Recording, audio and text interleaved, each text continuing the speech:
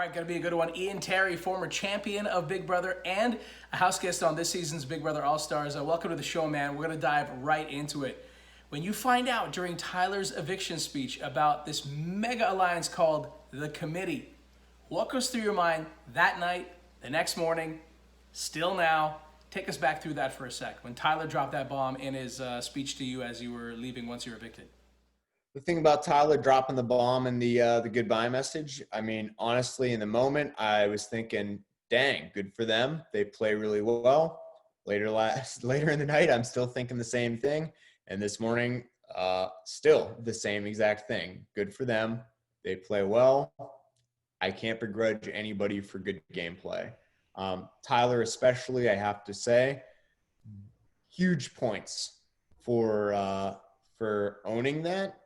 I think that taking ownership was a great idea in the goodbye message, because right now I think he's the one that I'm rooting for.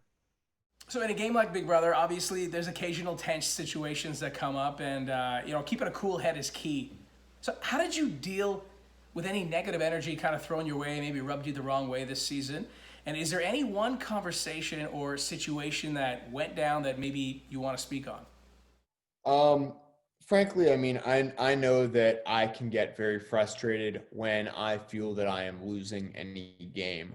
So that there is that. As far as conversations that I want to speak on, nothing particularly comes to mind. So on that front, I would just say no. So you know this game better than most. You won your previous season, but admittedly, you mentioned that you didn't talk game with every single house guest, namely Memphis. So what was the reason you didn't talk game to every house guest in some shape, form, or fashion? Yeah, I think that for me, part of the game is, for me anyway.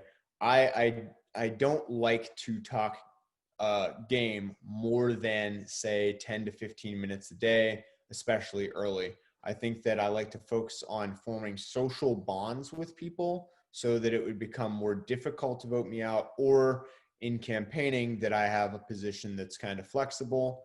That being said, I think Memphis, honestly, the reason I didn't talk game with him a whole lot is I found him very intimidating. Just in the fact that he's very physically imposing. That would just be the honest answer there. Didn't feel like we had a lot in common either. So I just wanted to kind of keep him a cool neutral and just see where things went.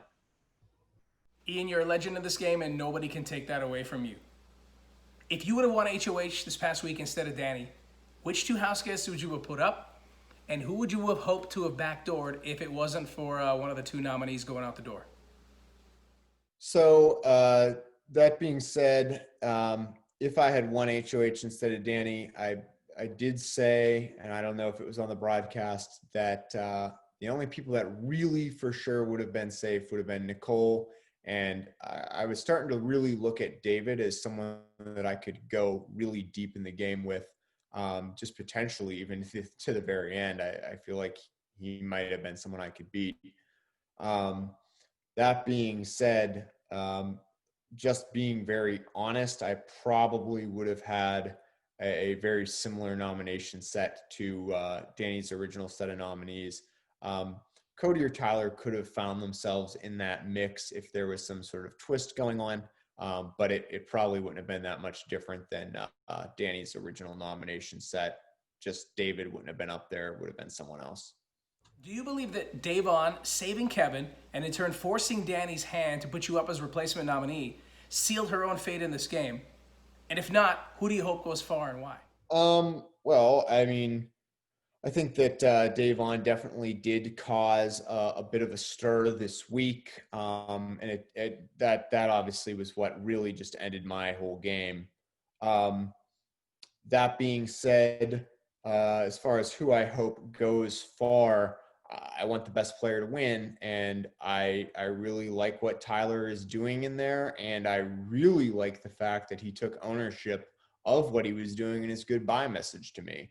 That I appreciate more than anything. All right, final question. What do you hope your fans and newcomers who are maybe watching you for the first time ever on Big Brother take away from seeing Ian on Big Brother All-Stars? I really just hope that the takeaway this time is that I am someone who has learned sportsmanship, um, and that I can be someone who can lose, and at the end of the day, not have hard feelings, still shake everyone's hand on the way out, and want to vote for the best player to win. I don't begrudge anybody for good gameplay. We might be friends. We're still playing a game for money, and that's just it's a zero-sum game. That's just it, and I understand that.